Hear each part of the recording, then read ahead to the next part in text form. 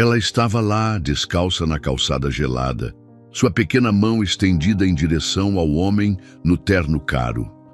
"Senhor, você poderia me comprar um pouco de pão?" Ela sussurrou.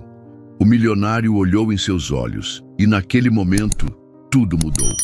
O frio da madrugada era uma presença física. Uma mão gelada que apertava o corpo pequeno de Lia, encolhido num vão de porta sob o marquise de uma loja fechada. Não havia cobertor, apenas alguns pedaços de papelão que ela tinha encontrado no dia anterior, já úmidos e pouco eficazes contra o vento que soprava pela rua deserta. Ela acordou tremendo, os dentes batendo num ritmo constante e doloroso. A primeira sensação, antes mesmo de abrir os olhos completamente, foi a da fome. Era uma dor conhecida, uma companheira constante que roía seu estômago vazio, fazendo-o se contorcer em protesto. Tinha uns 8 anos, talvez 9. Ela não sabia ao certo. O tempo para Lia não era medido em aniversários ou datas comemorativas, mas em ciclos de fome, frio e medo. A cidade grande, com suas luzes que nunca se apagavam e seus barulhos incessantes, era um monstro indiferente à sua existência. Ela abriu os olhos devagar, a visão embaçada pelo sono interrompido e pela fraqueza. O céu ainda estava escuro, com aquele tom acinzentado que precede o amanhecer. Era mais um dia, e a única certeza era a necessidade urgente de encontrar algo para comer. Vez ou outra, fragmentos de memórias vinham à sua mente como flashes distorcidos. Uma mulher com um sorriso cansado, o cheiro de alguma comida simples sendo preparada num fogareiro improvisado, uma mão que segurava a sua com força enquanto atravessavam ruas movimentadas. Sua mãe. A palavra ecoava em sua cabeça com uma mistura de saudade e confusão. Ela tinha sumido há muitos meses. Um dia, simplesmente não voltou para o canto onde dormiam juntas. Lia esperou por dias, depois semanas, o medo se transformando em um desespero silencioso. Perguntou a alguns outros moradores de rua, mas ninguém sabia dizer ao certo. Alguns falavam em doença, outros em problemas com a polícia, outros simplesmente davam de ombros. A verdade é que no mundo em que viviam, pessoas desapareciam o tempo todo, engolidas pela dureza das ruas. O abandono era uma ferida que não cicatrizava, uma sensação de estar completamente sozinha num mundo vasto e hostil. Agora, essa lembrança era apenas mais um peso em seu coração já tão sobrecarregado. Ela se sentou, o corpo doendo com o esforço. Precisava se mover, precisava encontrar alguma coisa. A primeira tarefa do dia era sempre a mesma: revirar as lixeiras antes que os caminhões de coleta passassem, ou que outros, mais fortes e rápidos, chegassem primeiro. Lia caminhava pelas ruas ainda adormecidas, os pés descalços e sujos, sentindo a frieza do asfalto. Seus olhos, experientes na arte da sobrevivência, escaneavam cada canto, cada saco de lixo deixado nas calçadas. A esperança era encontrar restos de comida.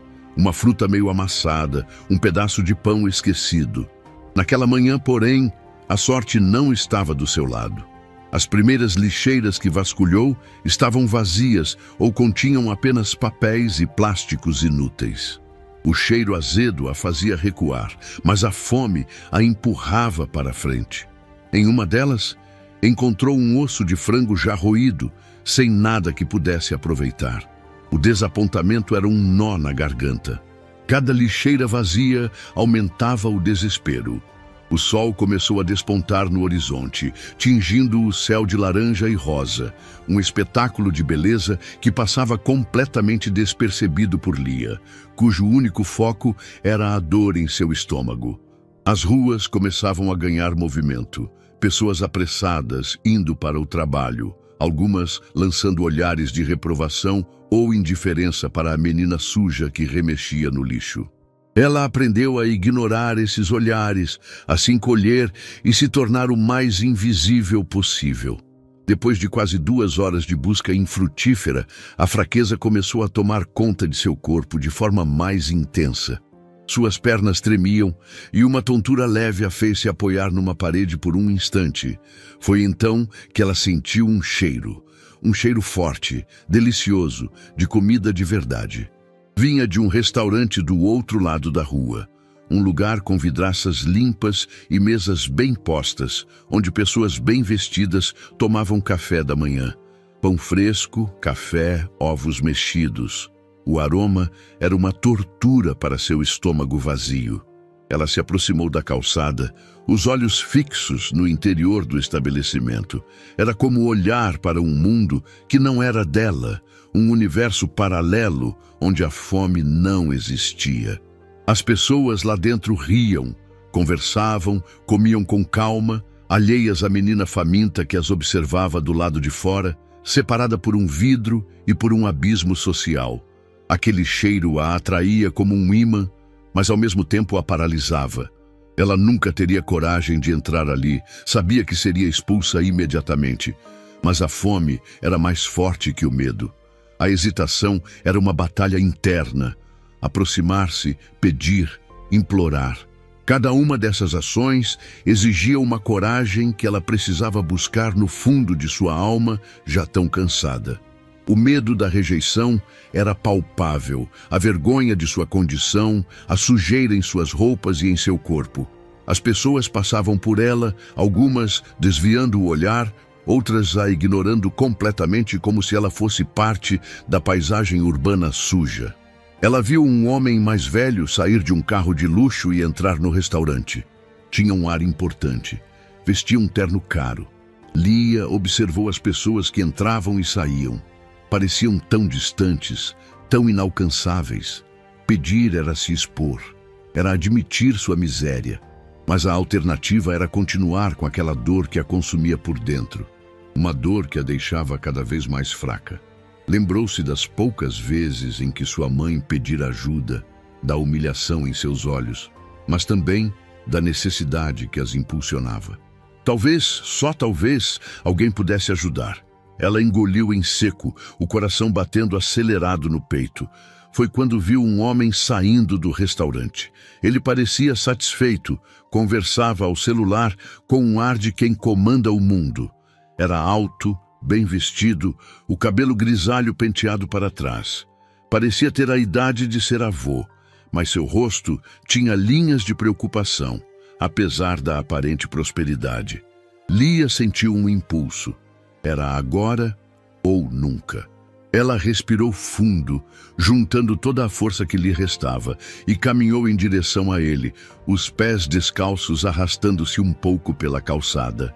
O homem desligou o celular e guardou-o no bolso do paletó, parecendo absorto em seus próprios pensamentos, já se dirigindo ao seu carro com o motorista que o esperava. Lia se postou em seu caminho, a cabeça baixa inicialmente, depois erguendo os olhos cheios de uma súplica silenciosa. Ela precisou de alguns segundos para que as palavras saíssem, a voz fraca e rouca pela falta de uso e pela fome. "Tio", ela começou, a palavra quase inaudível.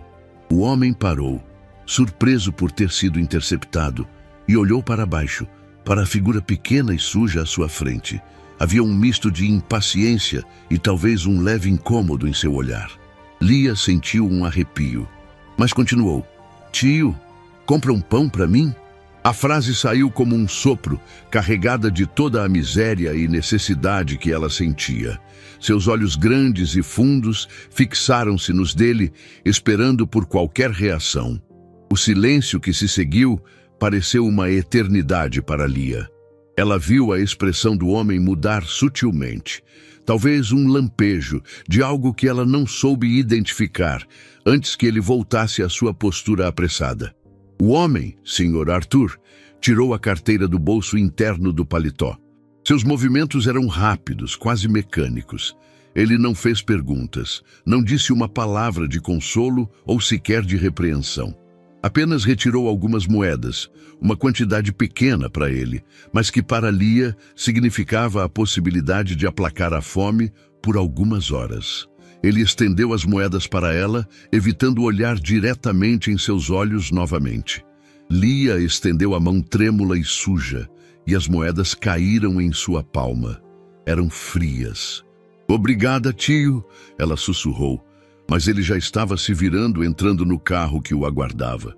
O motorista fechou a porta e o carro de luxo se afastou rapidamente, deixando Lia sozinha na calçada, com as moedas na mão e o cheiro do restaurante ainda no ar. Ela olhou para as moedas. Eram suficientes para um pão, talvez 2, se fossem dos mais baratos. Amanhecidos, correu para a padaria mais próxima, um estabelecimento simples na esquina. Comprou um pão grande, não o mais fresco, mas ainda assim, pão. Sentou-se num degrau qualquer, longe dos olhares curiosos, e começou a comer. Cada mordida era dolorosa e, ao mesmo tempo, um alívio imenso. As lágrimas começaram a escorrer por seu rosto sujo, misturando-se à poeira e à sujeira. Não eram lágrimas de alegria, nem apenas de tristeza. Eram lágrimas de uma realidade brutal, de uma solidão profunda e da pequena, quase insignificante, trégua que aquele pão representava na sua luta diária pela sobrevivência. O milionário já estava longe, seus problemas e negócios ocupando sua mente novamente.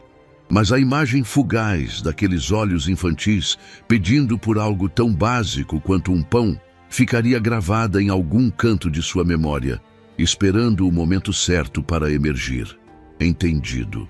Vou prosseguir com a escrita dos capítulos 2 a 10, mantendo o mesmo estilo e as diretrizes de contagem de palavras. Sr. Arthur entrou em seu carro com o motorista. O breve encontro com a menina faminta já começando a se dissipar de sua mente consciente, substituído pelas urgências do dia que se iniciava. Ele tinha uma agenda cheia.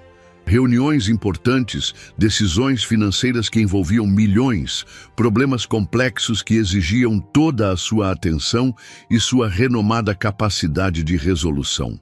Pegou o celular novamente, discou um número e, em poucos segundos, estava imerso em uma conversa sobre taxas de juros e flutuações do mercado. A vida de Arthur Valadares era uma sucessão de compromissos e responsabilidades, um carrossel de números, gráficos e estratégias. Ele construíra seu império com muito trabalho, dedicação e uma certa dose de frieza calculista necessária, segundo ele, para se manter no topo. A pobreza, a miséria das ruas, era algo que ele via de passagem, pela janela blindada do carro ou em notícias esporádicas na televisão, algo distante, quase abstrato, parte de uma realidade que não era a sua.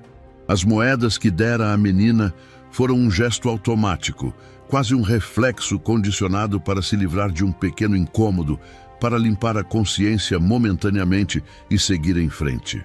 No entanto, enquanto falava ao telefone, uma imagem teimava em surgir no canto de seus pensamentos.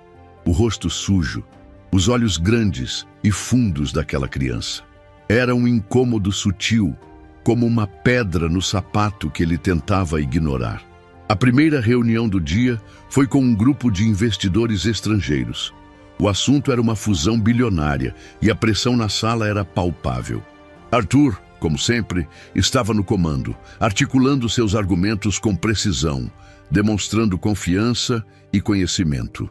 Mas, em um momento de pausa, enquanto um dos investidores apresentava seus pontos, a imagem da menina voltou com mais força. Desta vez, ele não viu apenas o rosto, mas lembrou-se do pedido. "Tio, compra um pão para mim?" Uma frase tão simples, tão direta e ao mesmo tempo tão carregada de desespero. Ele franziu o senho discretamente, tentando afastar o pensamento. Aquilo não era hora para distrações. Sacudiu a cabeça levemente, como se para espantar uma mosca invisível, e forçou-se a focar novamente na discussão. Conseguiu, mas a lembrança ficou ali, à espreita, como uma sombra. Durante o almoço de negócios, num restaurante ainda mais sofisticado do que aquele onde encontrara Lia, ele mal tocou na comida.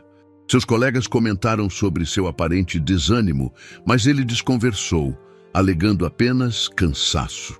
A verdade é que o contraste entre o luxo ao seu redor e a imagem da menina faminta pedindo um simples pão começava a criar um desconforto genuíno em seu íntimo. A noite chegou e Arthur voltou para sua mansão em um bairro nobre da cidade. Sua esposa, Helena, o recebeu com um beijo rápido. Ela era uma mulher elegante, envolvida com suas próprias atividades sociais e filantrópicas, mas de uma forma mais distante, organizada, através de comitês e eventos beneficentes. Durante o jantar, preparado por uma cozinheira particular, Arthur estava mais calado do que o normal. Helena percebeu. "Algum problema no trabalho, querido?" ela perguntou. Ele hesitou por um momento, pensando se deveria compartilhar o que o incomodava. "Nada demais, apenas um dia cansativo", respondeu ele evasivo. Mas a verdade é que, após o jantar, enquanto tentava ler alguns relatórios em seu escritório suntuoso, a imagem da menina não lhe saía da cabeça. O pedido ecoava em sua mente, perturbando sua concentração. Ele se levantou e foi até a janela, olhando para as luzes da cidade que se estendiam até onde a vista alcançava.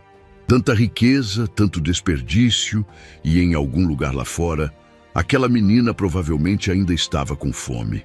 Ele sentiu uma pontada de algo que se assemelhava à culpa, uma sensação incômoda que ele não costumava experimentar. Em certo momento, a conversa com Helena tocou, por acaso, no assunto dos problemas sociais da cidade. Ela mencionou um evento de caridade que estava organizando para arrecadar fundos para crianças carentes. Arthur ouviu, mas suas palavras pareciam ter um peso diferente para ele naquela noite. "É tanta gente precisando de ajuda", ela comentou com um suspiro. "A gente faz o que pode, mas parece uma gota no oceano." Arthur concordou com um aceno de cabeça, mas não conseguiu compartilhar o sentimento de dever cumprido que ela parecia ter. Ele não havia feito o que podia. Ele tinha dado algumas moedas para uma criança que estava literalmente implorando por comida. A diferença entre a filantropia organizada de sua esposa e o encontro cru e direto com a miséria personificada na figura de Lia começou a se tornar mais clara para ele. Uma coisa era doar dinheiro para uma instituição, outra era olhar nos olhos de uma criança faminta e sentir, mesmo que por um instante, a dimensão de seu sofrimento. A culpa começou a se instalar de forma mais persistente. Não era uma culpa paralisante, mas um incômodo crescente, uma dissonância entre o conforto de sua vida e a lembrança daquela pequena mão estendida. Ele, que se orgulhava de sua capacidade de resolver problemas complexos no mundo dos negócios, sentia-se impotente e, de certa forma, mesquinho diante daquele problema humano tão básico. Ele não era um homem mau, nunca se considerou assim. Era um produto de seu meio, de suas ambições. Mas algo naquele encontro, naquela súplica tão elementar, havia tocado uma corda sensível em algum lugar profundo dentro dele. Ele se lembrou vagamente de sua própria infância, não de pobreza extrema, mas de dificuldades. Seu pai fora um pequeno comerciante que lutara muito para dar uma boa educação aos filhos. Havia momentos em que o dinheiro era curto, em que as preocupações eram visíveis no rosto de seus pais. Nada comparado ao que aquela menina vivia, claro, mas talvez aquela lembrança distante o tivesse tornado um pouco mais receptivo ao sofrimento alheio, mesmo que essa receptividade estivesse soterrada sob camadas de sucesso e preocupações materiais. No dia seguinte, a sensação de incômodo persistia. Durante uma pausa entre reuniões, ele se pegou pensando novamente na menina. Onde ela estaria agora? Teria conseguido comer o suficiente com aquelas moedas? A ideia de que ela poderia estar passando fome novamente, naquele exato momento, enquanto ele estava em seu escritório com ar-condicionado, tomando café importado, tornou-se insuportável.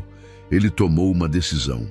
Não sabia exatamente o que, mas sentiu que precisava fazer algo mais do que simplesmente dar uma esmola e esquecer. Não era por altruísmo puro. Talvez houvesse um componente de egoísmo nisso. A necessidade de aliviar sua própria consciência. Mas, qualquer que fosse a motivação, a decisão estava tomada. Ele precisava, no mínimo, tentar encontrá-la novamente, certificar-se de que ela estava bem, talvez oferecer uma ajuda mais substancial. No final da tarde, em vez de ir direto para casa, Arthur pediu ao seu motorista que o levasse de volta à rua onde havia encontrado Lia. O motorista estranhou, mas obedeceu sem questionar. Arthur desceu do carro e caminhou pela calçada, olhando atentamente para os cantos, para os vãos das portas. O restaurante ainda estava lá, movimentado. As pessoas passavam, indiferentes. Ele procurou por alguns minutos, mas não havia sinal da menina. Ela poderia estar em qualquer lugar naquela imensidão de concreto. Sentiu uma pontada de frustração. Talvez tivesse sido um impulso tolo. O que ele esperava? Encontrá-la ali, esperando por ele? Ele suspirou, sentindo-se um pouco ridículo. Voltou para o carro.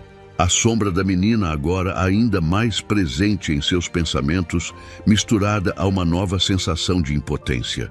Aquele breve encontro que ele tentara relegar ao esquecimento começava a se transformar em algo maior, uma questão não resolvida que exigia uma resposta.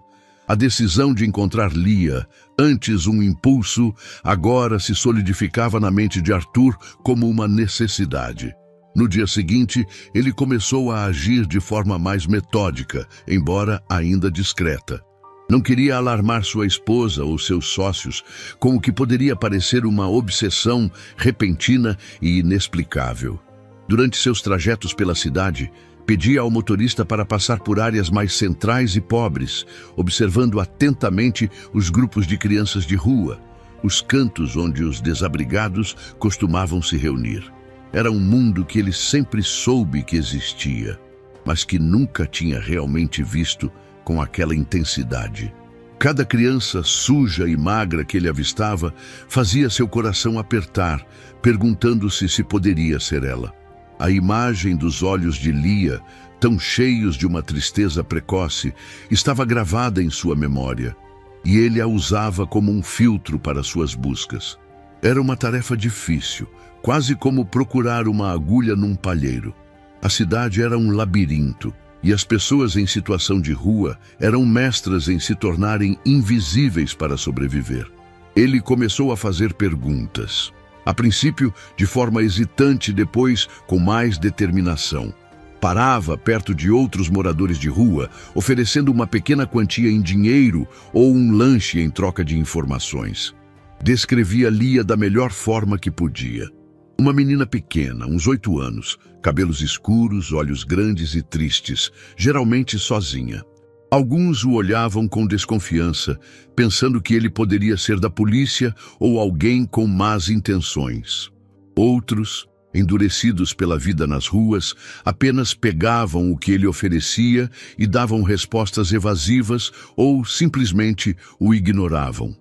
Abordou guardas de segurança de lojas, donos de pequenas lanchonetes em áreas mais degradadas, varredores de rua.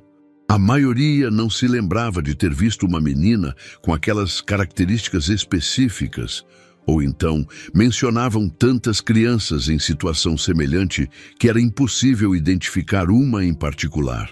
A frustração de Arthur crescia a cada dia que passava, sem qualquer pista concreta. Ele, um homem acostumado a obter resultados, a comandar e a ver suas ordens serem cumpridas, sentia-se completamente perdido e ineficaz naquela busca. Enquanto Arthur intensificava sua procura, sem que ele soubesse, a situação de Lia piorava a cada dia. O pão que ele lhe dera acabou rápido, e a fome voltou com a mesma intensidade de antes. Mas agora, algo mais se somava ao seu sofrimento. Uma tosse seca e persistente tinha começado, acompanhada de uma fraqueza que tornava cada vez mais difícil sua rotina de buscar comida e um lugar seguro para dormir. O frio das noites parecia penetrar mais fundo em seus ossos, e os papelões já não ofereciam nenhum consolo. Ela se sentia febril às vezes, alternando calafrios com ondas de calor. Continuava revirando o lixo, mas suas forças estavam diminuindo. Conseguia cada vez menos comida, e o pouco que encontrava mal aplacava a dor em seu estômago. O medo era constante, não apenas da fome, mas também dos perigos da rua, que pareciam se agigantar à medida que ela se sentia mais vulnerável. Outras crianças de rua, maiores e mais fortes, às vezes roubavam o pouco que ela conseguia. Adultos mal intencionados a assustavam com olhares e palavras que ela não entendia completamente, mas que lhe causavam um arrepio de pavor. Arthur, por sua vez, começava a ver a cidade com outros olhos. A busca por Lia o forçava a sair de sua bolha de conforto e a encarar de frente uma realidade que antes ele apenas ignorava, ouvia de forma superficial. Ele passava por becos escuros e fétidos, por baixo de viadutos onde famílias inteiras se abrigavam em condições subhumanas, por praças onde crianças, muitas delas da idade de Lia ou até mais novas, perambulavam sozinhas, expostas a todo tipo de perigo. O choque era profundo. Aquilo não eram apenas estatísticas em relatórios ou imagens na televisão. Era a vida real, crua e brutal, acontecendo a poucos quarteirões de seu escritório luxuoso e de sua casa confortável.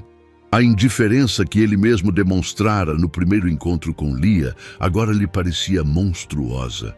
Como ele pôde ter sido tão cego, tão insensível? A culpa, que antes era apenas um incômodo sutil, agora se transformava em um peso constante em sua consciência.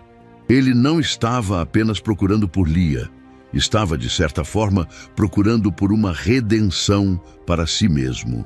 Lia, sentindo-se cada vez pior, encontrou refúgio em um beco estreito e sujo, atrás de um restaurante que exalava um cheiro forte de gordura e lixo.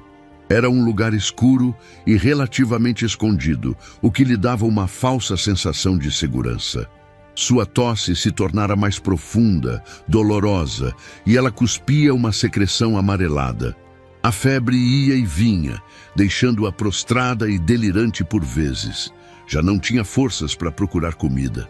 A fome era uma dor constante, mas a doença a consumia de forma ainda mais implacável. Encolhida sobre alguns jornais velhos, tremendo de frio e de febre, ela se lembrava vagamente da mãe, desejando o calor de um abraço, o conforto de uma palavra amiga. As pessoas que passavam pela entrada do beco nem sequer olhavam em sua direção. Ela era apenas mais uma sombra, mais um pedaço da sujeira urbana. A esperança, que já era mínima, começava a se esvair completamente. Ela sentia que estava desaparecendo, que seu corpo pequeno e frágil não aguentaria por muito mais tempo. Já se passara quase uma semana desde o encontro no restaurante. Arthur estava à beira do desésimo. Tinha dedicado horas de seus dias, negligenciando até certo ponto seus negócios, naquela busca que parecia fadada ao fracasso. Seus funcionários mais próximos começavam a notar sua distração e seu humor sombrio, mas ninguém ousava perguntar o motivo. Ele estava cansado, frustrado e começando a pensar que talvez Lia já tivesse sido levada por algum serviço social, ou que tivesse se mudado para outra área da cidade, ou pior. A ideia de desistir era tentadora. Afinal, o que mais ele poderia fazer? Ele não era um detetive, não tinha os recursos ou o conhecimento para uma busca daquele tipo. Talvez devesse apenas fazer uma grande doação a uma instituição de caridade e tentar esquecer o assunto, como faria o velho Arthur. Mas a imagem daqueles olhos, o som daquela voz fraca pedindo ajuda, não o abandonavam. Havia algo de muito pessoal naquela busca. Algo que ia além da simples caridade. Numa tarde chuvosa e fria, quando estava prestes a jogar a toalha, Arthur decidiu fazer uma última ronda pelas ruas próximas ao local do primeiro encontro. A chuva fina e gelada tornava o cenário ainda mais sombrio e desolador. Ele caminhava devagar, o olhar varrendo cada canto, cada possível esconderijo. Estava ensopado, apesar do guarda-chuva, e sentia o frio penetrar em seus ossos, algo a que não estava acostumado. Pensou em Lia, imaginando como ela estaria enfrentando aquele tempo ruim. A angústia apertou seu peito. Foi então que, ao passar pela entrada de um beco particularmente escuro e mal cheiroso, algo lhe chamou a atenção. Um pequeno amontoado de trapos e papelões num canto. A princípio, pensou que fosse apenas lixo. Mas então, ouviu um som fraco, quase inaudível. Uma tosse infantil, sofrida. Arthur parou, o coração disparado. Hesitou por um instante, o cheiro repulsivo do beco quase o fazendo recuar. Mas a possibilidade, por menor que fosse, de que Lia estivesse ali, o impulsionou para frente. Ele entrou no beco estreito, desviando de sacos de lixo e poças d'água. E então, ele a viu.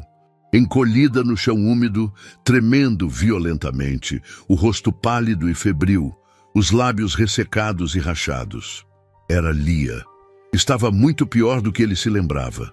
Parecia ainda menor, mais frágil, quase esquelética. Seus olhos estavam entreabertos, mas não pareciam registrar a presença dele. Ela tossiu novamente, um som rouco e doloroso que cortou o coração de Arthur. Ele se ajoelhou ao lado dela, o luxo de suas roupas e de sua vida contrastando brutalmente com a miséria daquele cenário. Lia, ele chamou baixinho, a voz embargada. Sou eu, o homem do pão. Não houve resposta imediata, apenas um gemido fraco. Mas ele sabia, sem sombra de dúvida, que a tinha encontrado. A busca angustiante havia terminado, mas uma nova e ainda mais urgente jornada estava apenas começando. O choque ao ver o estado deplorável de Lia atingiu Arthur com a força de um soco no estômago. Aquela não era apenas uma menina faminta, era uma criança à beira da morte, consumida pela doença e pelo abandono. O cheiro de enfermidade pairava ao redor dela, misturado ao odor pútrido do beco. Por um instante, ele ficou paralisado, a magnitude da situação o esmagando. A culpa, que antes o assombrava, agora se transformava em um remorso agudo e doloroso. Como ele pôde ter demorado tanto? Quantos dias ela passou sofrendo naquele estado, enquanto ele hesitava e se debatia com sua própria consciência. Mas não havia tempo para autopiedade ou recriminações. Lia precisava de ajuda e precisava agora. O instinto de autopreservação, que o tornara um empresário de sucesso, deu lugar a um impulso protetor, uma urgência em salvar aquela pequena vida que parecia estar se esvaindo diante de seus olhos. Com uma delicadeza que ele mesmo se surpreendeu em possuir, Arthur tirou o próprio paletó, caro e bem cortado, e o usou para cobrir o corpo trêmulo de Lia, tentando protegê-la minimamente da umidade e do frio do chão. Ela era tão leve, tão frágil em seus braços quando ele a ergueu. Seus ossos pareciam prestes a se quebrar sob o peso da roupa molhada e suja. Lia gemeu baixinho, os olhos ainda semicerrados, mas não demonstrou qualquer resistência. Talvez estivesse fraca demais para isso, ou talvez, em algum nível de sua consciência debilitada, sentisse que aquele toque era diferente, que não representava uma ameaça. Arthur a segurou com firmeza, mas com cuidado, e saiu apressadamente do beco, ignorando os olhares curiosos de alguns poucos transeuntes que se protegiam da chuva sob as marquises. Seu motorista, que o esperava no carro com crescente preocupação devido à demora, arregalou os olhos ao vê-lo surgir com a menina nos braços. Para o hospital mais próximo e rápido! Arthur ordenou, a voz tensa e urgente, enquanto entrava no banco de trás com Lia aninhada em seu colo. A viagem até o hospital pareceu uma eternidade. Arthur segurava Lia, tentando transmitir um pouco de calor humano, enquanto falava com ela em voz baixa, palavras de conforto que ele não tinha certeza se ela conseguia ouvir ou entender. Vai ficar tudo bem, pequena. Eu estou aqui. Você vai ficar boa. A respiração dela era superficial e difícil, e a cada tosse, o corpo dela se contraía dolorosamente. Ele sentia a febre que emanava de sua pele. Ao chegarem à emergência do hospital particular mais conceituado da cidade, ele não pensou duas vezes sobre custos ou conveniência, apenas sobre a melhor e mais rápida assistência. Arthur saltou do carro com Lia ainda nos braços e entrou apressado, gritando por ajuda. As enfermeiras e médicos, inicialmente surpresos com a cena de um homem elegante carregando uma menina de rua em estado lastimável, rapidamente entraram em ação. Lia foi levada para uma sala de exames e uma equipe médica começou a trabalhar freneticamente para estabilizá-la. Arthur foi deixado do lado de fora, na sala de espera, sentindo-se completamente impotente. As horas seguintes foram uma tortura. Ele andava de um lado para o outro, as mãos tremendo, o paletó agora sujo e amassado, esquecido sobre uma cadeira. Cada minuto parecia uma hora. Ele ligou para sua secretária, cancelando todos os seus compromissos, e depois para Helena, sua esposa, explicando brevemente a situação. A voz dela ao telefone era uma mistura de choque, preocupação e talvez uma ponta de incompreensão. Ele não se importou em detalhar, apenas disse que era uma emergência e que ligaria mais tarde. Sua única preocupação no momento era Lia. Finalmente, um médico apareceu. Era um homem de meia idade, com um ar sério, mas compassivo. "Senhor Valadares", ele começou, e Arthur sentiu o coração afundar, temendo o pior. "A menina está em estado grave, mas conseguimos estabilizá-la por enquanto.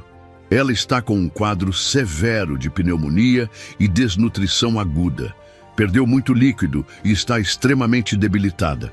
As próximas horas serão cruciais." O médico explicou os procedimentos que estavam sendo feitos, os medicamentos que estavam sendo administrados. Arthur ouvia, tentando absorver as informações, mas a única coisa que realmente registrou foi: grave, mas estabilizada. Havia uma chance. Enquanto os médicos cuidavam da parte física, Arthur sentia um peso esmagador em sua alma. A responsabilidade por aquela situação, mesmo que indireta, o consumia. Se ele tivesse agido antes, se tivesse sido menos indiferente no primeiro encontro, os sés o atormentavam. Mas ele também sentiu um alívio imenso por tê-la encontrado a tempo, por pior que fosse o estado dela. A ideia de que ela poderia ter morrido sozinha naquele beco era insuportável.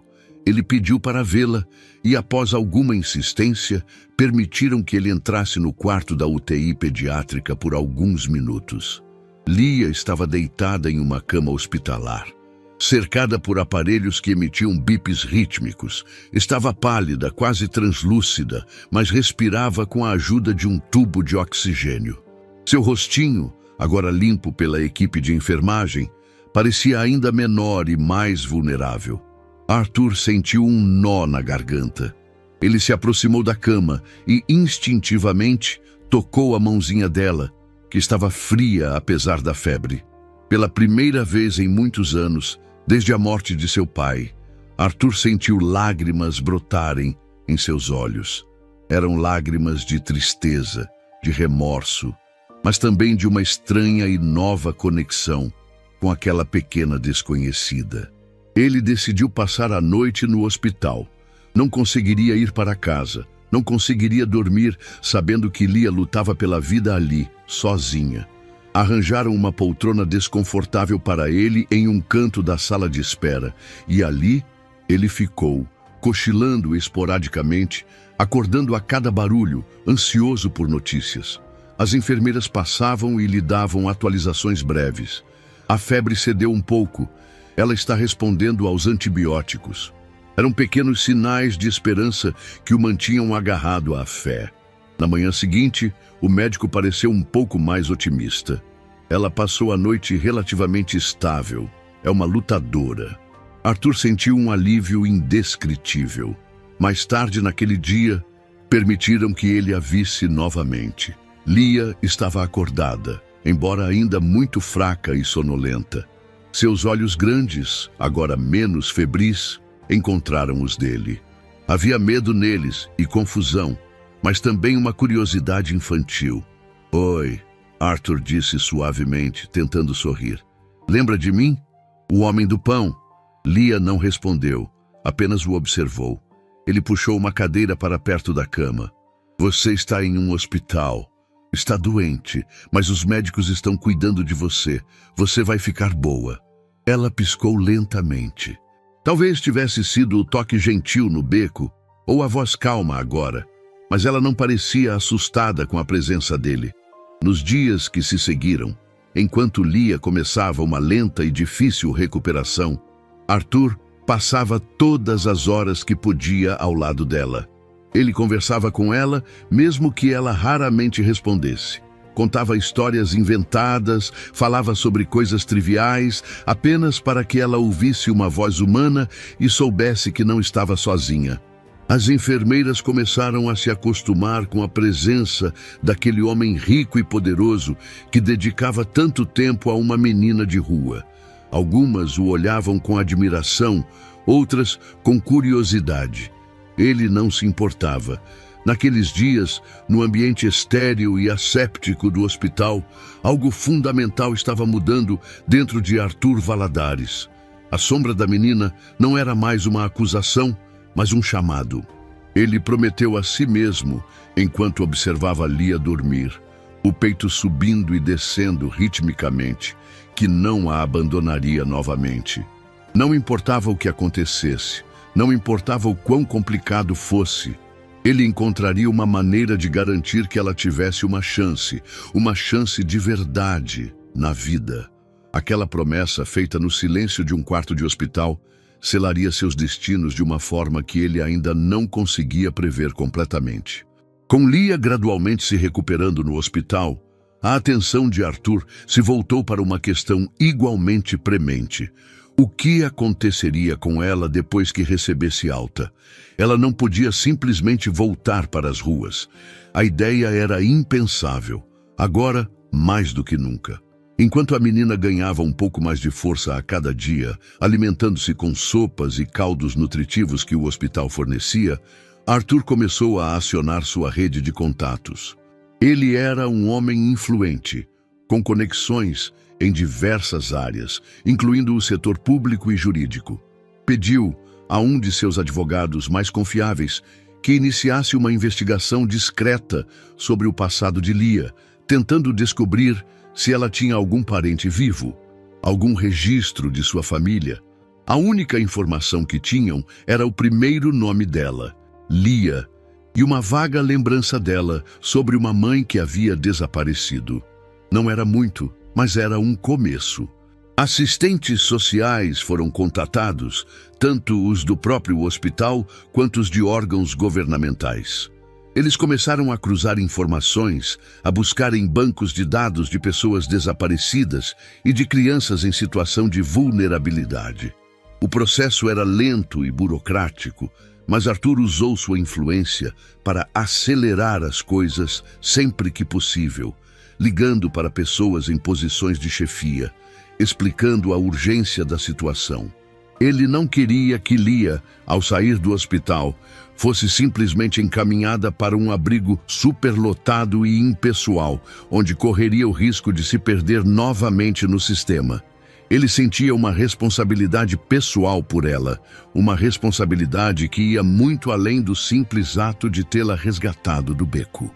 Aquela menina tinha despertado nele algo que ele pensava estar adormecido, ou talvez nunca tivesse existido, um profundo senso de compaixão e o desejo de fazer uma diferença real e tangível na vida de alguém. Enquanto a investigação sobre seu passado prosseguia, Arthur continuava a visitar Lia diariamente. Ele chegava sempre no final da tarde, depois de um dia de trabalho que agora lhe parecia estranhamente menos importante do que antes. Trazia pequenos presentes, uma fruta diferente, como uma maçã vermelha e brilhante, ou um cacho de uvas doces que os médicos permitiam que ela comesse em pequenas porções. Um livro de colorir com alguns lápis de cor, embora Lia ainda estivesse fraca demais para segurá-los com firmeza por muito tempo, ou um pequeno bicho de pelúcia, um ursinho marrom que ela abraçava timidamente durante a noite. Ele sentava ao lado da cama dela e conversava, contando sobre seu dia, sobre coisas engraçadas que tinha visto, ou simplesmente lia para ela trechos de livros infantis simples que havia comprado. Lia ainda falava muito pouco. Respondia às perguntas com monossílabos ou com acenos de cabeça. Mas seus olhos grandes e expressivos o seguiam com atenção, e aos poucos, a desconfiança inicial começou a dar lugar a uma curiosidade cautelosa e talvez a um pingo de confiança. Ela começou a sorrir levemente quando ele chegava. Um sorriso pequeno e tímido que aquecia o coração de Arthur de uma forma que nenhum negócio milionário jamais conseguira. As conversas com os médicos eram frequentes. Eles informavam Arthur sobre o progresso físico de Lia. A pneumonia estava regredindo graças aos antibióticos potentes. Ela estava ganhando peso lentamente, mas de forma constante. A desnutrição deixaria sequelas que precisariam de acompanhamento a longo prazo, mas o perigo imediato havia passado. No entanto, os médicos também alertavam para as cicatrizes emocionais. Senhor Valadares, disse a pediatra-chefe, uma mulher experiente e sensível. A recuperação física é apenas uma parte do processo. Lia passou por traumas severos, abandono, fome, medo constante. Ela precisará de muito apoio psicológico, paciência e, acima de tudo, de um ambiente seguro e estável para se recuperar emocionalmente. Arthur ouvia atentamente, absorvendo cada palavra. Ele entendia que o desafio seria grande. Não bastava tirá-la da rua e curar suas doenças físicas. Era preciso curar sua alma ferida. Finalmente, após algumas semanas de investigação, o advogado de Arthur trouxe as notícias. Eram tristes, mas não totalmente inesperadas. Conseguiram identificar a mãe de Lia através de descrições e de alguns registros precários de abrigos onde ela havia passado brevemente. Seu nome era Clara, e ela havia de fato falecido alguns meses antes, vítima de uma pneumonia fulminante, provavelmente adquirida nas mesmas condições insalubres em que Lia vivia. Não havia registro de pai, e a busca por outros parentes próximos, avós, tios, não deu em nada. Clara era órfã e não tinha família conhecida. Lia estava, para todos os efeitos legais e práticos, completamente sozinha no mundo. A notícia atingiu Arthur com um misto de tristeza por Lia e uma crescente sensação de responsabilidade. Agora, não havia mais dúvidas. Se ele não fizesse nada, o destino de Lia seria incerto. Provavelmente, um ciclo de abrigos e instituições, sem um lar de verdade, sem uma família. A dura realidade se impôs. Lia não tinha para onde ir após receber alta do hospital. O sistema de assistência social ofereceria um lugar em um abrigo, mas Arthur, depois de visitar discretamente algumas dessas instituições, ficou profundamente desanimado.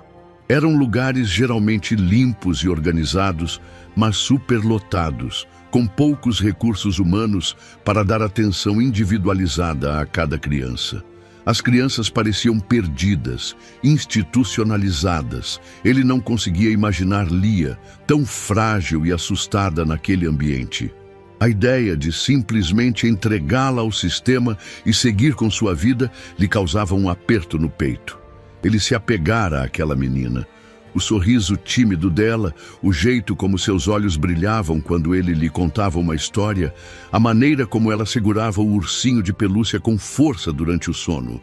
Tudo isso havia criado um laço invisível, mas poderoso. Foi durante uma dessas visitas ao hospital, enquanto Lia cochilava tranquilamente, que Arthur tomou uma decisão que mudaria sua vida e a vida dela para sempre. Ele olhou para o rostinho sereno da menina e sentiu uma certeza que não vinha da lógica fria dos negócios, mas do fundo de seu coração. Ele não podia abandoná-la. Não depois de tudo o que passaram juntos.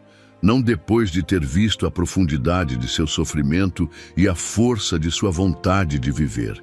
Começou a considerar seriamente a ideia de uma responsabilidade de longo prazo. Algo que ia muito além de ajuda financeira ou de encontrar um bom abrigo. A palavra adoção surgiu em sua mente, assustadora e ao mesmo tempo estranhamente reconfortante. Seria uma loucura? Ele, um homem de negócios na casa dos 50, com uma vida estabelecida e relativamente tranquila, de repente se tornando pai de uma menina com um passado tão traumático. A ideia era avassaladora, mas também parecia de alguma forma a única coisa certa a fazer. Ele sabia que teria que conversar com Helena, sua esposa. Aquela seria uma decisão que precisaria ser tomada em conjunto. Mas em seu coração, Arthur já sabia o que queria fazer. Ele queria dar a Lia uma chance de ter um lar, uma família, um futuro. A conversa com Helena não foi fácil. Arthur esperou Lia adormecer no hospital naquela noite e, ao chegar em casa, encontrou sua esposa na sala de estar, lendo um livro. O silêncio da mansão, normalmente reconfortante, pareceu opressor. Ele sentou-se em frente a ela, a tensão evidente em sua postura. "Helena, precisamos conversar sobre a Lia", ele começou, a voz um pouco mais grave do que o usual. Helena fechou o livro e o encarou, uma expressão de curiosidade e apreensão em seu rosto. Ela sabia o quanto Arthur estava envolvido com a menina, o quanto ele tinha se dedicado nas últimas semanas, mas não imaginava a profundidade da decisão que ele estava prestes a compartilhar. Arthur contou tudo. A confirmação da morte da mãe de Lia, a ausência de qualquer parente, a perspectiva sombria de um futuro em instituições. E então ele expôs sua ideia, sua vontade, trazer Lia para viver com eles, buscar a guarda legal dela, talvez até mesmo adotá-la. Helena ficou em silêncio por um longo momento, processando a informação. Seu rosto, normalmente sereno e controlado, demonstrava uma mistura de choque e incredulidade. "Arthur, você está falando sério?" ela perguntou, a voz um pouco trêmula. "Trazer uma criança da rua, para dentro da nossa casa, para viver conosco?" Não havia julgamento em sua voz, mas uma clara preocupação. "Eu sei que é uma decisão enorme, Helena", respondeu Arthur com calma, mas com firmeza. "Mas eu não consigo simplesmente virar as costas para ela. Eu a vi no fundo do poço, eu a vi lutar pela vida. Ela não tem ninguém. Se não formos nós, quem será?" Ele tentou explicar o laço que havia se formado, a responsabilidade que sentia, a convicção de que aquela era a coisa certa a fazer. A discussão que se seguiu foi longa e, por vezes, tensa. Helena levantou todas as objeções lógicas e compreensíveis. Eles não eram mais jovens. Sua vida estava estabelecida, rotineira, confortável. Uma criança, especialmente uma criança com o histórico de Lia, exigiria uma dedicação imensa, uma mudança radical em seus estilos de vida. Haveria os traumas, as dificuldades de adaptação, o impacto em sua vida social, em sua privacidade.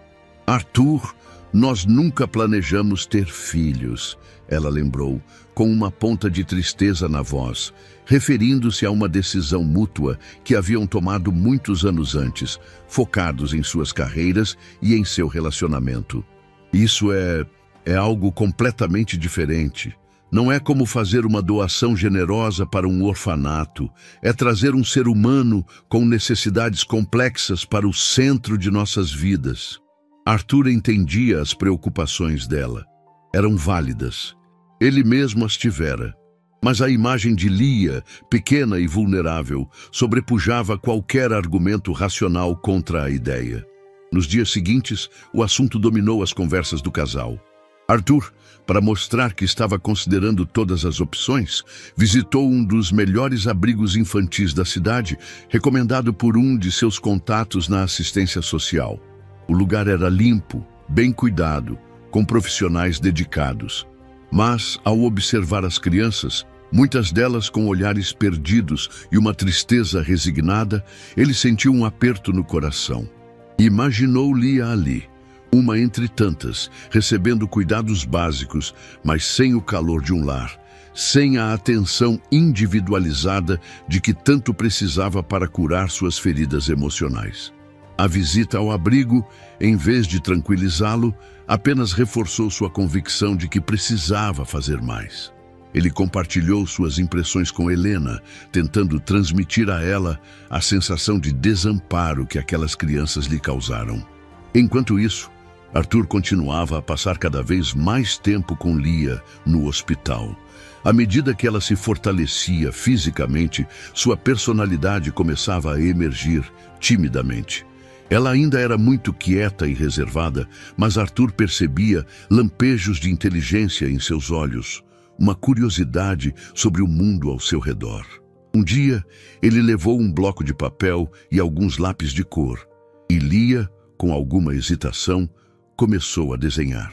Eram traços simples, figuras disformes, mas havia uma concentração e um empenho em seus gestos que comoveram Arthur. Ele via nela não apenas uma vítima da miséria, mas uma criança com potencial, uma pequena alma que merecia uma chance de florescer. Ele contava a Helena sobre esses pequenos progressos, sobre os raros sorrisos de Lia, sobre a maneira como ela segurava sua mão com um pouco mais de confiança a cada dia. Paralelamente, Arthur consultou seus advogados sobre os aspectos legais de se tornar guardião de Lia.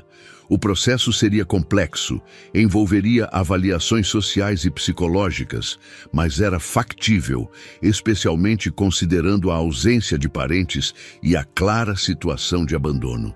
Os advogados o alertaram sobre os compromissos e responsabilidades envolvidos, mas Arthur estava determinado. Helena, por sua vez, começou a pesquisar sobre crianças que passaram por traumas, sobre os desafios da adoção tardia. Ela lia artigos, conversava com uma amiga psicóloga. Seu medo e hesitação não haviam desaparecido completamente, mas uma nova emoção começava a surgir: a compaixão. Arthur, percebendo a abertura dela, mostrou-lhe uma foto que havia tirado de Lia no hospital. Um momento em que ela sorria enquanto olhava para o ursinho de pelúcia. A imagem daquela menina pequena, com olhos que ainda carregavam uma sombra de tristeza, mas com um sorriso que prometia esperança, tocou Helena de uma forma inesperada. Numa noite, após dias de muita reflexão e conversas profundas, Helena se aproximou de Arthur. Seus olhos estavam marejados. "Eu tenho medo, Arthur", ela confessou, a voz embargada. "Tenho medo de não ser capaz, de não saber como lidar com tudo isso. Mas eu também não consigo parar de pensar nela. Naquela foto, ela parece tão sozinha." Arthur segurou as mãos dela. "Eu também tenho medo, Helena, mas acho que podemos fazer isso juntos.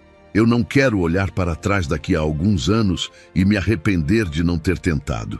Houve um longo silêncio, e então Helena respirou fundo.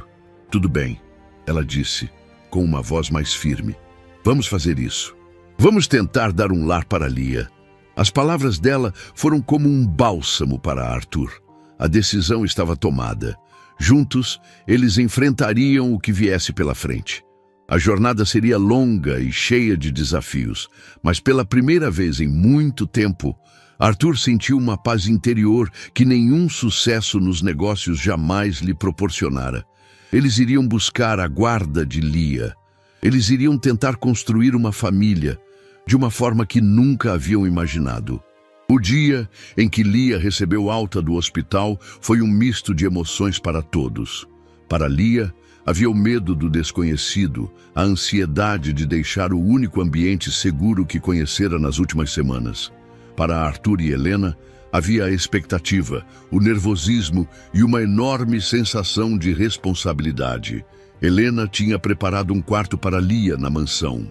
Não era um quarto infantil tradicional, cheio de babados e brinquedos, pois ela sabia que Lia não era uma criança comum e que precisaria de espaço e tempo para se adaptar. Era um quarto simples, com cores suaves, uma cama confortável, uma pequena escrivaninha e uma estante com alguns livros infantis e material de desenho que Arthur havia comprado. O mais importante, pensou Helena, era que fosse um espaço seguro e acolhedor. Quando Arthur chegou com Lia nos braços, Ela ainda estava um pouco fraca para andar longas distâncias e se agarrava a ele com uma mistura de timidez e confiança recém-adquirida. Helena os recebeu na porta com um sorriso nervoso, mas genuíno. Os primeiros dias de Lia na casa foram marcados por um estranhamento palpável. A imensidão da mansão, o luxo dos móveis, o silêncio que contrastava com o barulho constante das ruas ou do hospital, tudo era avassalador para ela.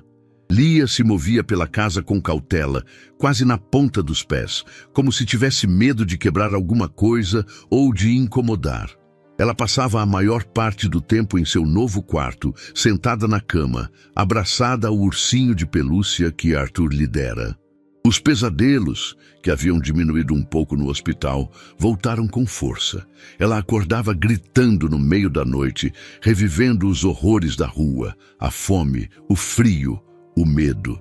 Helena, que dormia em um quarto próximo, era sempre a primeira a chegar, acalmando-a com palavras suaves e um abraço hesitante que Lia demorava a aceitar. A comida também era um desafio. Acostumada a passar fome ou a comer restos, Lia tinha dificuldade em se adaptar a refeições regulares e nutritivas. Às vezes comia demais, com avidez, como se temesse que a comida fosse desaparecer. Outras vezes recusava-se a comer desconfiada ou guardava pedaços de pão debaixo do travesseiro, um hábito adquirido nas ruas para garantir que teria algo para mais tarde. Helena, apesar de seus medos iniciais, demonstrou uma paciência e uma dedicação admiráveis.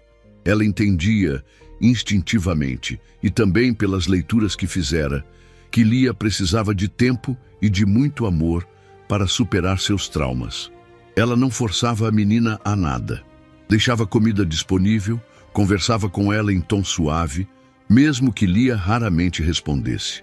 Começou a introduzir rotinas simples, horários para as refeições, para o banho, para dormir, pequenos rituais que ajudavam Lia a se sentir um pouco mais segura, a entender que havia uma previsibilidade em sua nova vida.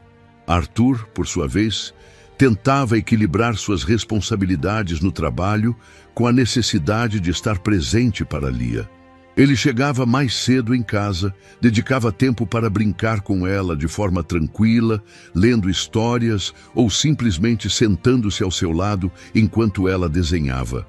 Eram momentos preciosos em que ele via pequenos lampejos da criança que Lia poderia ter sido se a vida não tivesse sido tão cruel com ela.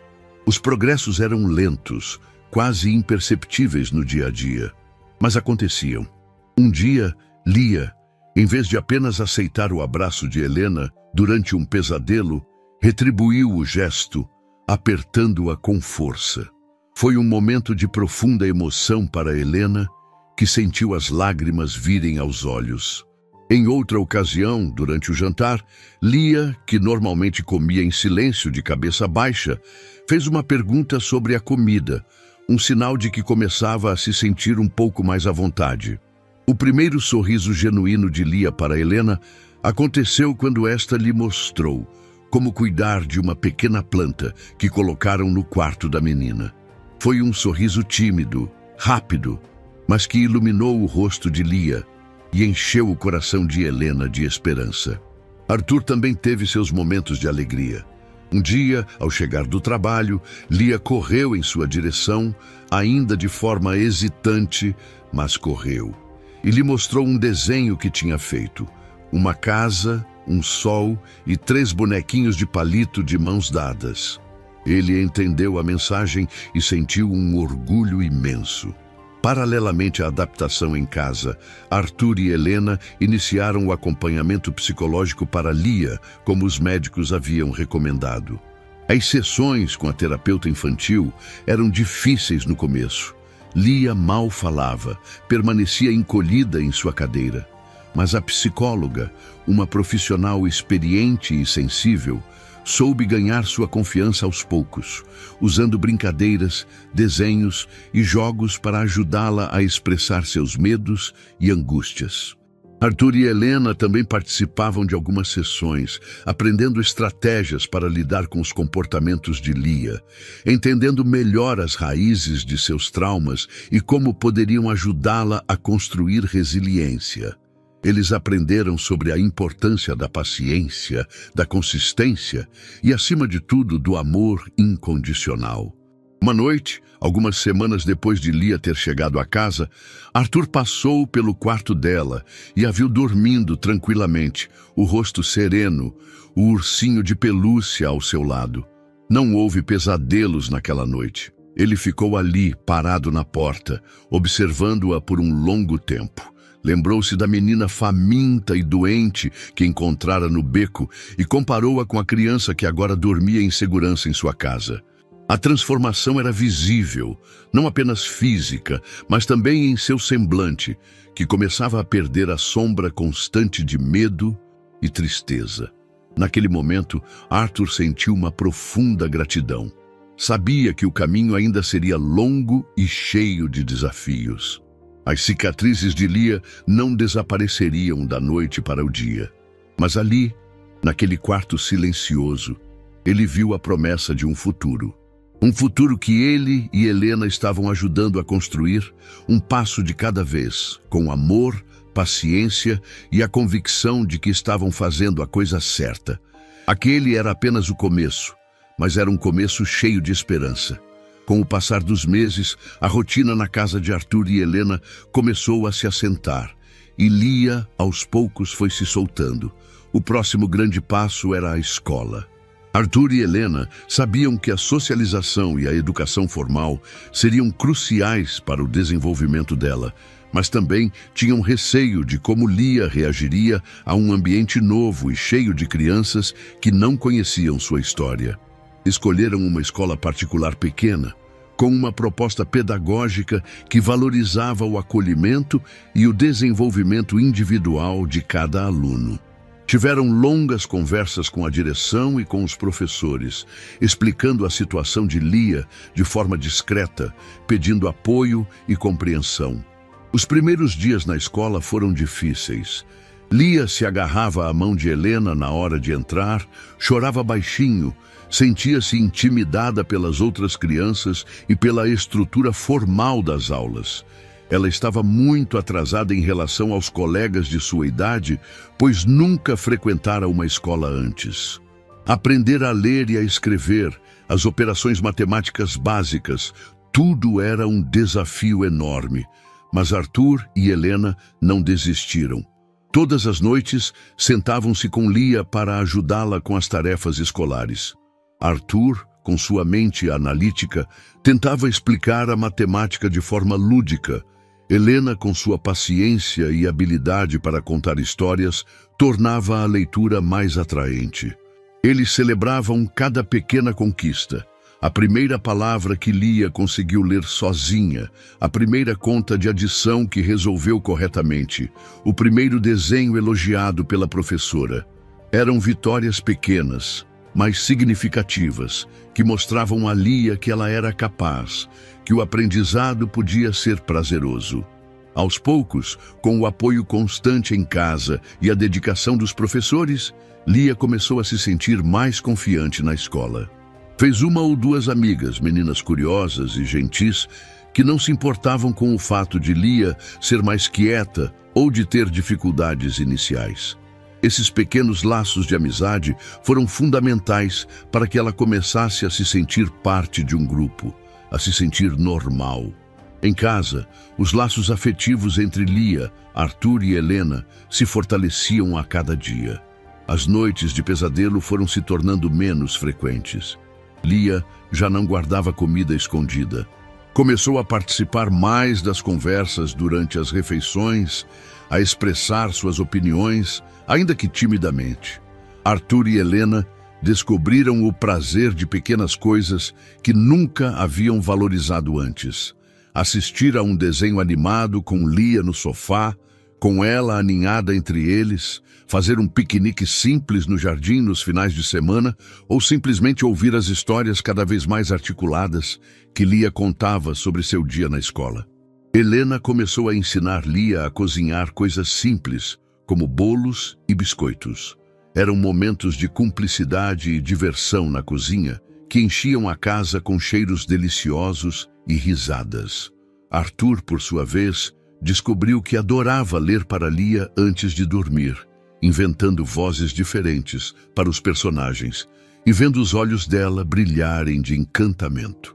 Lia começou a chamá-los de tio Arthur e tia Helena, com mais naturalidade, as palavras saindo de seus lábios sem a hesitação de antes. Eram termos de carinho que significavam muito para o casal, um sinal de que Lia os via como figuras de referência, como sua família. Claro que nem tudo eram flores. Havia momentos de conflito, de teimosia por parte de Lia, de cansaço e frustração por parte de Arthur e Helena. Lia ainda tinha seus momentos de retração, de tristeza inexplicável, ecos de seu passado doloroso que teimavam em vir à tona. Mas a base de confiança que haviam construído era sólida o suficiente para superar esses obstáculos. Eles aprendiam juntos, dia após dia, a serem uma família. Arthur e Helena, que nunca se imaginaram como pais, redescobriam a si mesmos e a dinâmica de seu casamento com a presença de Lia. Ela trouxe uma nova dimensão às suas vidas, um propósito que ia além do sucesso profissional e do conforto material.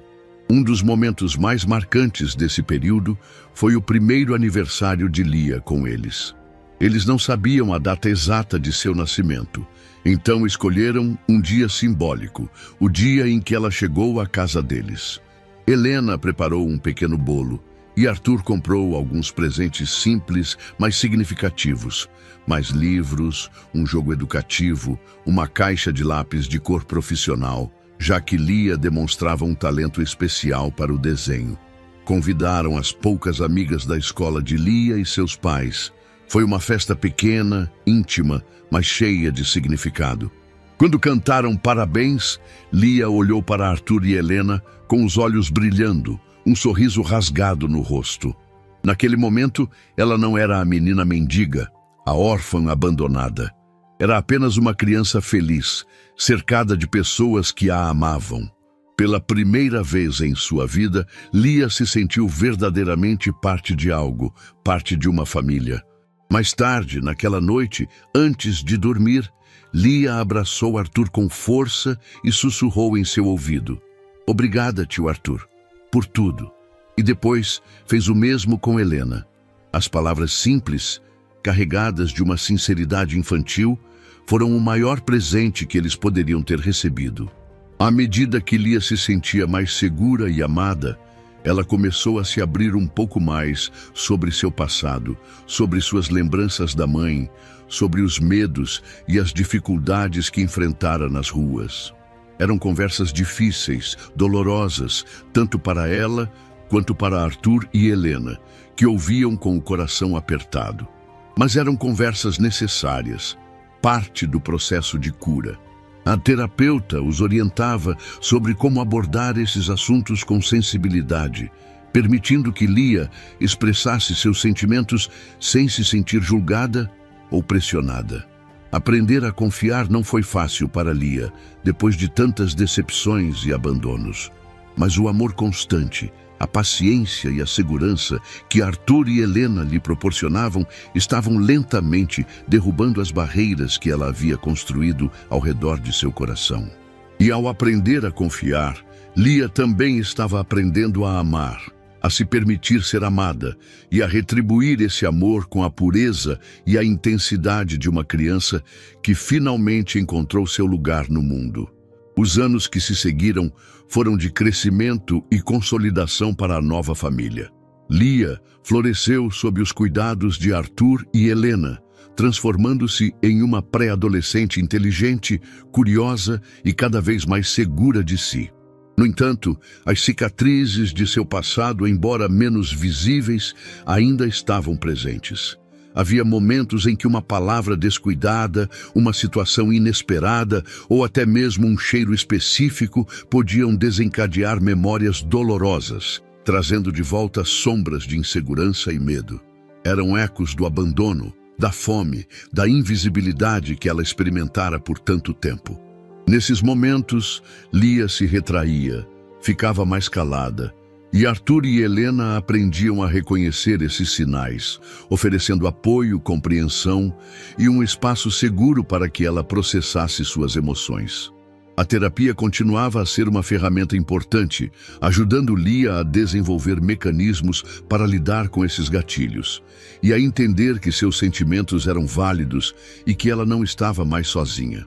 A paciência de Arthur e Helena era posta à prova constantemente, mas o amor que sentiam por Lia e o compromisso que haviam assumido com ela eram inabaláveis. Eles aprenderam que curar traumas profundos não era um processo linear, mas cheio de altos e baixos. Havia dias em que Lia parecia ter superado completamente seu passado, irradiando alegria e confiança. E havia dias em que as sombras voltavam, e ela precisava de mais acolhimento e reassurance. Eles entendiam que essas cicatrizes faziam parte da história de Lia, parte de quem ela era, e que o importante era oferecer a ela as ferramentas e o apoio para que essas cicatrizes não definissem seu futuro. E de fato, Lia demonstrava uma resiliência impressionante. Apesar de tudo o que passara, ela tinha uma sede de aprender, uma vontade de viver e uma capacidade de amar que inspiravam a todos ao seu redor. Na escola, Lia superou as dificuldades iniciais e começou a se destacar, não apenas nas notas, mas também em sua capacidade de se relacionar com os colegas e professores. Ela desenvolveu um gosto especial pela leitura e pela escrita, encontrando nos livros um refúgio e uma fonte de conhecimento. Seu talento para o desenho também se aprimorou, e seus cadernos estavam sempre cheios de esboços e pinturas coloridas, uma forma de expressar suas emoções e sua visão de mundo. Arthur e Helena incentivavam todos os seus interesses, matriculando-a em aulas de arte e garantindo que ela tivesse acesso a livros e materiais que estimulassem sua criatividade.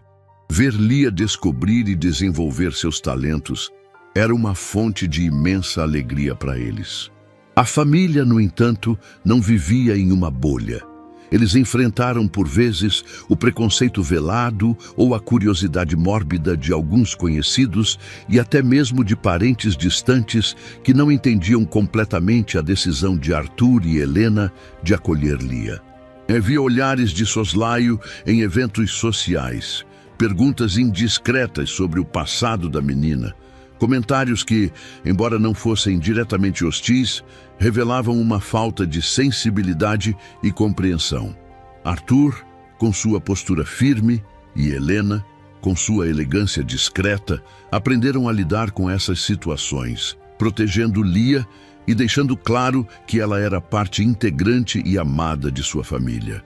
Essas experiências, embora desagradáveis, serviram para fortalecer ainda mais os laços entre eles e para ensinar a Lia sobre a importância do respeito e da dignidade.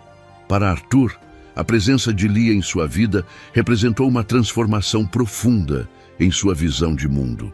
O homem de negócios implacável e focado apenas em lucros e resultados deu lugar a um pai dedicado e a um ser humano mais compassivo. Ele percebeu que a verdadeira riqueza não estava apenas em contas bancárias recheadas ou em propriedades luxuosas, mas nas conexões humanas, no amor, na capacidade de fazer a diferença na vida de alguém. O tempo que passava com Lia, as conversas, as pequenas alegrias do dia a dia, tudo isso lhe trouxe uma satisfação e um senso de propósito que ele nunca havia encontrado em seus negócios. Ele continuava a ser um empresário de sucesso, mas suas prioridades haviam mudado. A família vinha em primeiro lugar. Lia, por sua vez, começava a fazer amigos de verdade na escola, laços que iam além da superficialidade. Ela se sentia mais integrada, mais aceita. Ainda era uma menina reservada em alguns aspectos, mas sua confiança crescia a cada dia. Ela aprendeu a compartilhar suas ideias, a defender seus pontos de vista, a rir alto sem se preocupar com o que os outros pensariam. Um dia, já com seus 12 anos, Lia expressou o desejo de saber mais sobre sua mãe biológica, Clara. Foi um momento delicado. Arthur e Helena, com a ajuda da terapeuta, decidiram que era importante para Lia ter acesso à sua história, por mais dolorosa que fosse. Conseguiram localizar o cemitério simples onde Clara havia sido enterrada como indigente. A visita foi um momento de grande emoção. Lia chorou, mas não eram lágrimas apenas de tristeza, mas também de uma espécie de despedida e aceitação. Ela depositou um pequeno buquê de flores silvestres sobre o túmulo anônimo e, de mãos dadas com Arthur e Helena, sentiu que um ciclo se fechava. Ela honraria a memória de sua mãe, vivendo a vida da melhor forma possível, aproveitando as oportunidades que agora tinha. O ápice emocional desse período de crescimento e cura aconteceu de forma inesperada, numa noite comum, enquanto jantavam juntos. Lia, que normalmente era mais observadora, olhou para Arthur e Helena com uma seriedade e uma profundidade no olhar que o surpreendeu. Tio Arthur, tia Helena, ela começou, a voz um pouco embargada. Eu sei que eu não digo isso sempre, mas eu amo muito vocês. Vocês são a minha família de verdade. As palavras ditas com tanta sinceridade e emoção atingiram Arthur e Helena em cheio. Lágrimas brotaram nos olhos de ambos. Helena estendeu a mão sobre a mesa e segurou a de Lia. Arthur apenas sorriu, um sorriso que expressava todo o amor e o orgulho que sentia. Aquele "eu amo vocês", vindo de uma menina que aprendera a amar e a confiar depois de tanto sofrimento, era a maior recompensa que poderiam desejar. As cicatrizes ainda estavam lá, mas a esperança e o amor eram muito mais fortes, iluminando o caminho para um futuro que, embora incerto como qualquer futuro, prometia ser cheio de significado e afeto. Os anos continuaram a passar, e a dinâmica da família Valadares se solidificou em torno do amor, do respeito mútuo e das experiências compartilhadas. Lia transformou-se numa jovem adolescente notável, não apenas pela sua inteligência e dedicação aos estudos, mas principalmente pela sua empatia e pela consciência aguda de sua própria história, que ela carregava não como um fardo, mas como uma fonte de força e compreensão do mundo ao seu redor. Ela nunca esqueceu suas origens, a fome, o frio, a solidão das ruas. Essas memórias, embora dolorosas, moldaram sua visão de vida e seu desejo de fazer a diferença.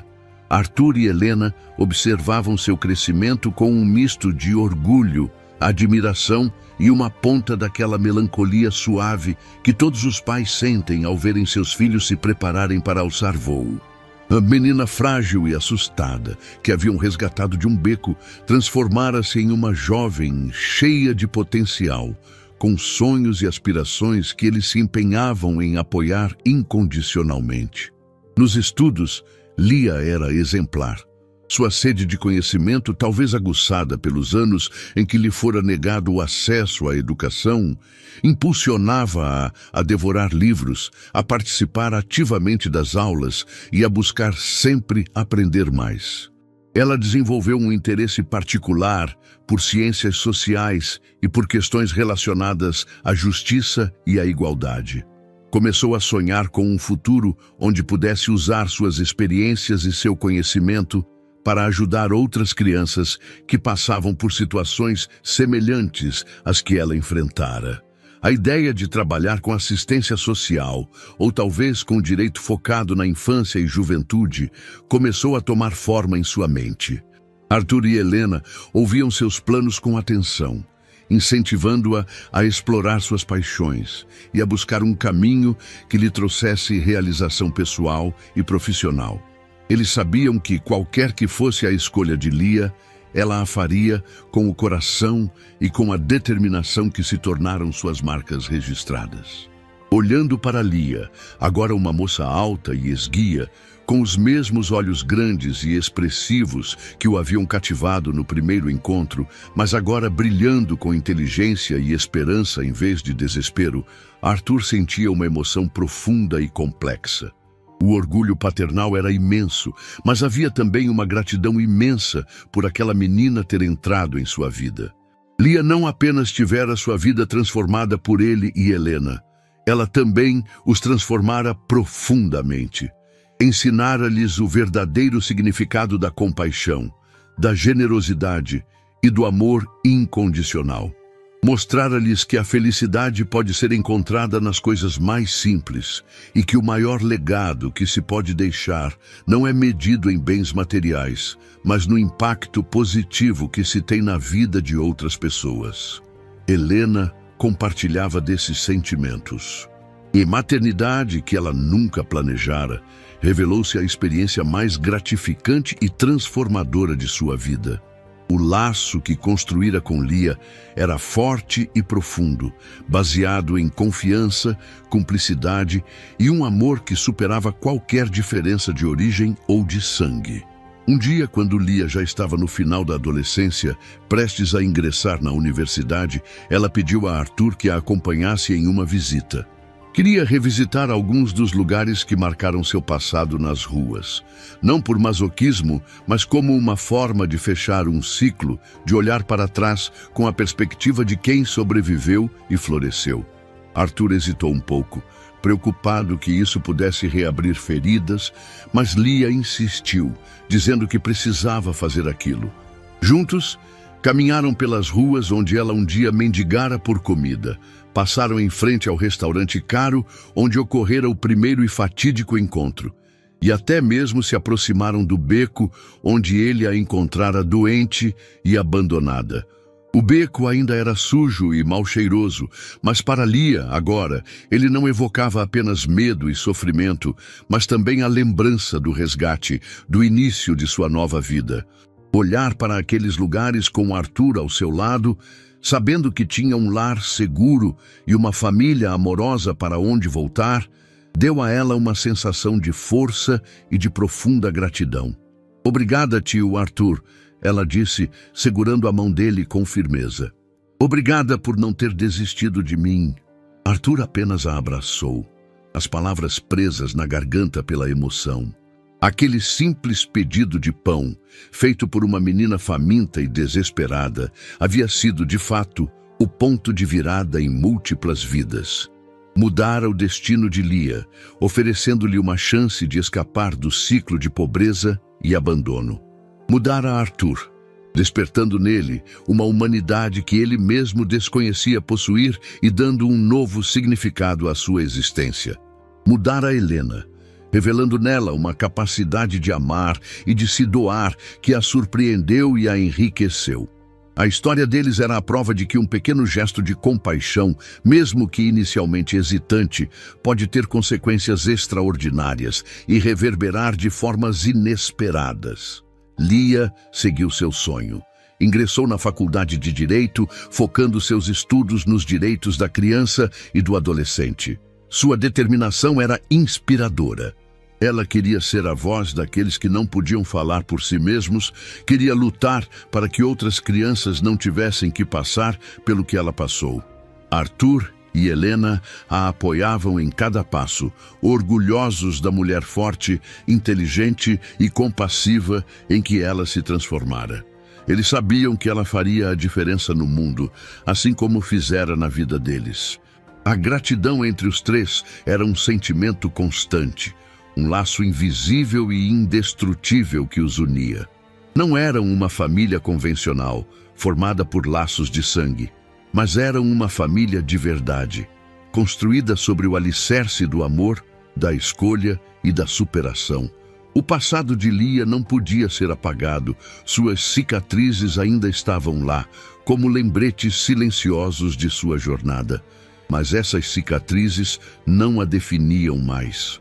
Seu futuro, antes uma página em branco e assustadora, fora reescrito com as cores vibrantes da esperança, do amor e da oportunidade. E Lia estava pronta para vivê-lo plenamente, carregando consigo a lição mais importante que aprendera, a de que, mesmo nas situações mais sombrias, um gesto de humanidade pode acender uma luz e mudar o curso de uma vida para sempre. Ela era a prova viva disso. E, de alguma forma, sabia que sua mãe, Clara, de onde estivesse, sentiria orgulho da mulher que ela se tornara. Uma mulher que transformou a dor em propósito e o abandono em um testemunho de esperança.